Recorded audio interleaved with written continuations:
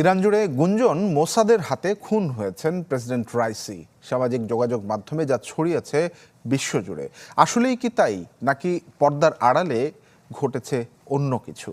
রাইসির মৃত্যুতে কার বেশি লাভ? এই সকল ইস্যু পুরো ঘটনাকে দিয়েছে রহস্যের আড়াল।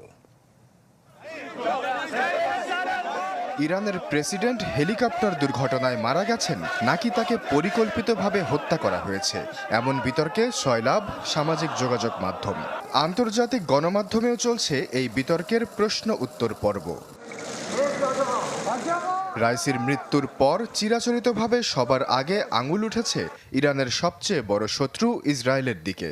যদিও দুর্ঘটনার পরপরই চ্যানেল 13-এ বিবৃতি দিয়ে কোনো ধরনের সম্পৃক্ততা না থাকার দাবি করেছে তেল আবিব।